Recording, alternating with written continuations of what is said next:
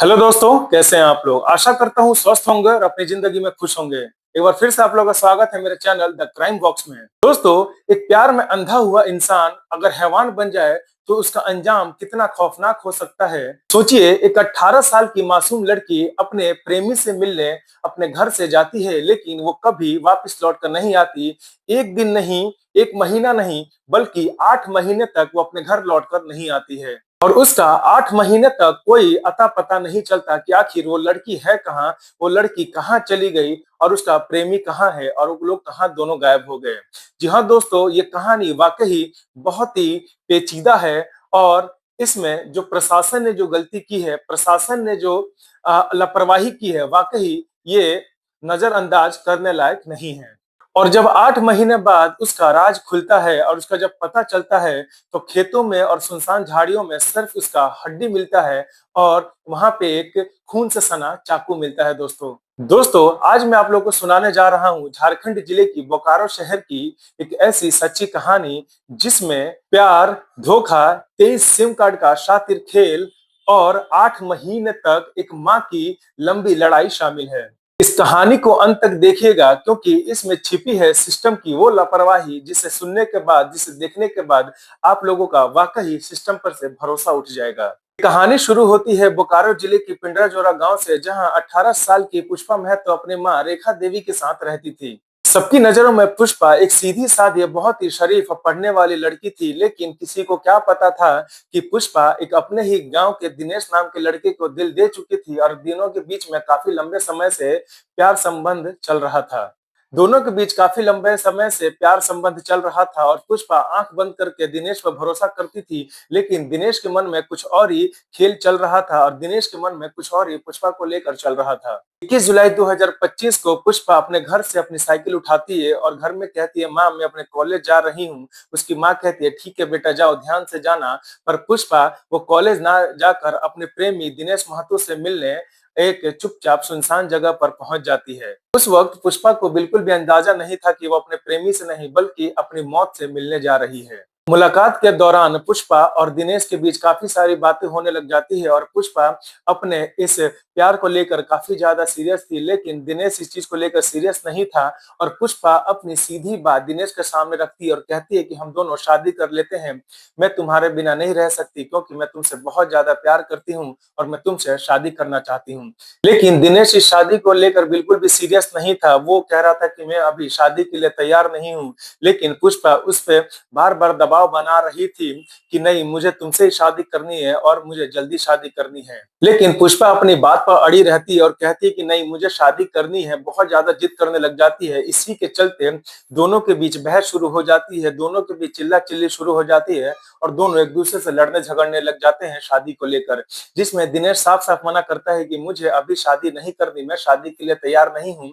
लेकिन पुष्पा बार बार उस पे शादी करने का दबाव बना रही थी। जब दिनेश ने देखा कि पुष्पा उसकी बात नहीं मान रही है और कुछ ज्यादा ही शादी को लेकर दबाव बना रही है, तो उसके दिमाग पर, दिनेश के दिमाग पर एक अलग ही हैवानियत सवार हो गई और उसने पुष्पा को चुप कराने के लिए एक भयंकर प्लान बनाया। उसने पुष्पा को बहला फुसला कर एक घने जंगल की तरफ ले गया, जहाँ पे कोई आता जाता नहीं था। जंगल में जैसे ही दिनेश को मौका मिला, वो अपने साथ एक धारदार चाकू लेकर आया होता है। इसका मतलब वो पहले से ही प्लान बनाकर आया था कि अगर पुष्पा मेरी बात नहीं मानेगी, ज्यादा दबाव बनाएगी, तो मैं उसको हमेशा के लिए चुप कर दूंगा।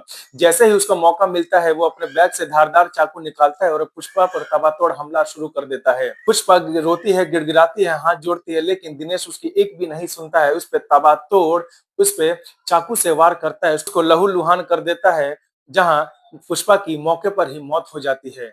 और हत्या करने के बाद दिनेश पुष्पा की लाश को झाड़ियों में फेंक देता है और चुपचाप वहां से अपने घर चला आता है, जैसे कुछ हुआ ही ना हो, और बहुत ही नॉर्मल जिंदगी जीने लग जाता है। उधर जब शाम हो जाती है और पुष्पा अपने घर नहीं लौटती है, तो उसकी माँ का टेंशन के मारे बहुत ज्यादा घबराने लग जाती है। वो आस पड़ोस के लोगों से पूछती है, रिश्तेदारों में फोन करती है, सहेलियों को फोन करती है, लेकिन पुष्पा का कोई भी पता नहीं चलता है।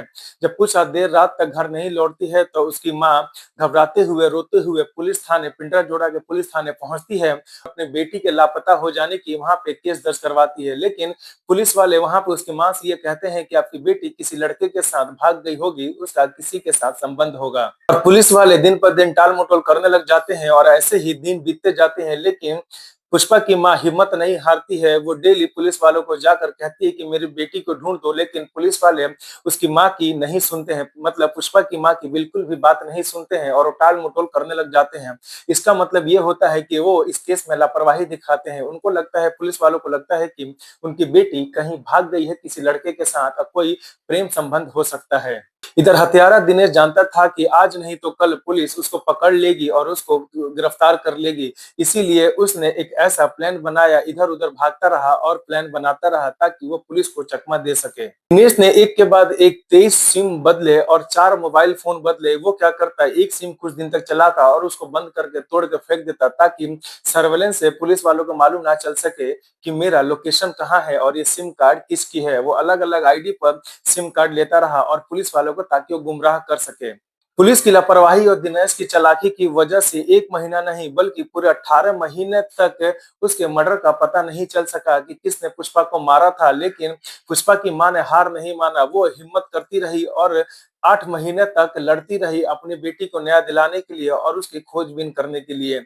लेकिन इसमें पुलिस की वाकई लापरवाही बहुत ज्यादा थी। कैसे गांव का ही रहने वाला दिनेश पुलिस की नजरों से बचता गया। अगर पुलिस चाहती तो दिनेश को 1 से 2 दिन में ही पकड़ लेती, लेकिन पुलिस वालों का तो दिमाग में कुछ और ही चल रहा था।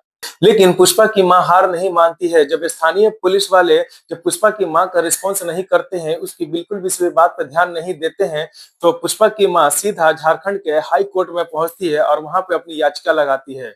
हाई कोर्ट ने जब इस मामले की फाइल देखी तो सही से पढ़ी तो बोकारो पुलिस को फटकार लगाई और एसआईटी एक स्पेशल टीम बनाई गई ताकि इस पूरे घटना को जांच कर सके और इस मुजरिम को पकड़ा जा सके। एसआईटी की टीम जब पुष्पा की कॉल डिटेल और डिजिटल सबूतों को छानबीन करती है और अच्छे से गहराई से जांच करती है तो पूरा का पूरा एसआईटी का शक दिनेश महतो पे ही जाता है, जो कि पुष्पा के गांव का ही था। एसआईटी देखती है कि पुष्पा की जो कॉल डिटेल है उसमें एक इंसान से फ्रिक्वेंटली बात हो रही थी। एक नंबर ऐसा था जो हमेशा पुष्पा उस नंबर पे बात किया करती थी। वो नंबर किसी और का ही नहीं, उसके गांव का ही दिनेश महतो का नंबर होता है। पुलिस ने घेराबंदी करके दिनेश महतो को दबोच लिया। शुरू में तो वो गुमराह करता रहा, कहता रहा कि नहीं, मैं पुष्पा को नहीं जानता, मैंने उसको नहीं मारा है। वो बहुत तरह तरह की बातें बनाता है, लेकिन जब उससे बहुत ज्यादा कड़ाई से पूछताछ होती है तो दिनेश महतो टूट जाता है और अपना गुनाह कबूल कर लेता है कि हाँ, मैंने ही पुष्पा को मारा है, मैंने ही उसका कत्ल किया है। जब पुलिस वाले ने दिनेश से पूछा कि पुष्पा की लाश कहाँ है, तुमने उसको कहाँ मारा, तो दिनेश पुलिस वालों को उसी झाड़ियों में लेके जाता है, उसी जंगल में लेके जाता है जहां पर दिनेश ने पुष्पा को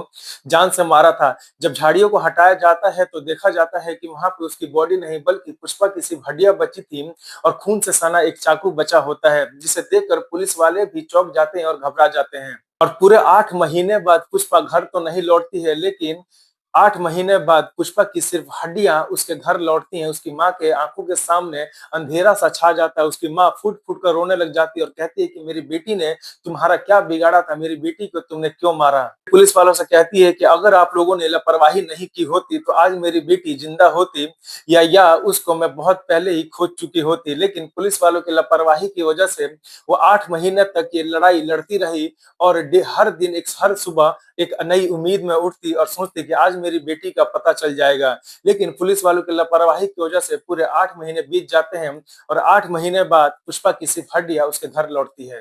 दोस्तों, इस हत्याकांड के बाद जो हुआ उसने पुलिस डिपार्टमेंट में हड़कंप मचा दिया और जांच में साफ हो गया कि पिंटरा जोड़ा के जो पुलिस वाले थे उन्होंने इस पूरे केस पर लापरवाही बरती थी और उन्होंने इस केस पे बिल्कुल भी ध्यान नहीं दिया, जिसके चलते पूरे 8 महीने तक केस चलता रहा और जो दोषी था वो 8 महीने तक सबको गुमराह करता रहा और अपनी जिंदगी सामान्य तरीके से जीता रहा। इसके बाद बोकारो एसपी ने एक बड़ा कदम उठाते हुए 28 पुलिस कर्मियों को एक साथ सस्पेंड किया, जिसमें 10 सब इंस्पेक्टर, 5 एएसआई, 2 हवलदार और 11 सिपाही को एक साथ टोटल 28 पुलिस कर्मियों को सस्पेंड कर दिया गया। उनकी लापरवाही को देखते हुए उनको सस्पेंड कर दिया गया। आज हत्यारा दिनेश महतो सलाखों के पीछे अपनी जिंदगी जी रहा है और अपने किए पे पछतावा कर रहा है। वो भी मन ही मन सोच रहा होगा कि काश मैं इतना गुस्से में ना आकर अगर मैं पुष्पा को नहीं मारता तो आज मैं सलाखों के पीछे नहीं रहता, मैं पुष्पा को सही सलामत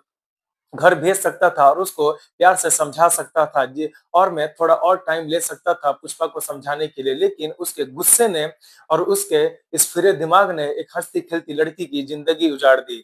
दोस्तों, सवाल ये उठता है कि अगर हम किसी से मोहब्बत करते हैं, अगर हम उसकी कोई बात मानते हैं, तो क्या उसका अंजाम इतना बुरा होगा? अगर कोई हमें कहता है कि चलो मैं तुम्हें कहीं लेके चलता हूँ, बहुत ही प्यार से बोलता है, तो आदमी भरोसा करके चला जाता है क्योंकि वो उससे मोहब्बत करता है, अम, उस पे आँख बंद करके भरोसा करता है। लेकिन दिनेश ने जो किया वाक़ई बहुत ही गलत किया, उसको ऐसा नहीं करना चाहिए था क्योंकि पुष्पा उस पे तो सिर्फ़ शादी का दबाव बना रही थी क्योंकि पुष्पा उसको अपना सब कुछ मान चुकी थी और वो उससे बहुत ही मोहब्बत करती थी। वो दिनेश के बिना बिल्कुल भी नहीं रह सकती थी, इसलिए उसने दिनेश को दिनेश को शादी के लिए कहा और उस पे दबाव बनाया, लेकिन दिनेश के गुस्से ने हँसी-खेलती ज़िंदगी उजाड़ दी।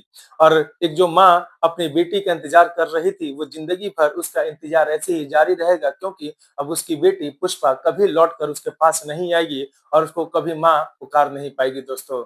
वाक़ई ये कहानी बहुत ही दर्दनाक और बहुत ही खौफनाक है। दोस्तों, मैं आप लोगों से यही कहूँगा, आप लोगों की इस वीडियो पर, इस कहानी पर क्या राय है मुझे कमेंट बॉक्स में ज़रूर बताइएगा। अगर आप लोगों को वीडियो अच्छी लगी हो, कहानी अच्छी लगी हो तो मेरे चैनल द क्राइम बॉक्स को सब्सक्राइब ज़रूर करें। मिलेंगे अगली ऐसी ही वीडियो में, तब तक के लिए सावधान रहें, सुरक्षित रहें, सतर्क रहें। जय हिंद, जय भारत।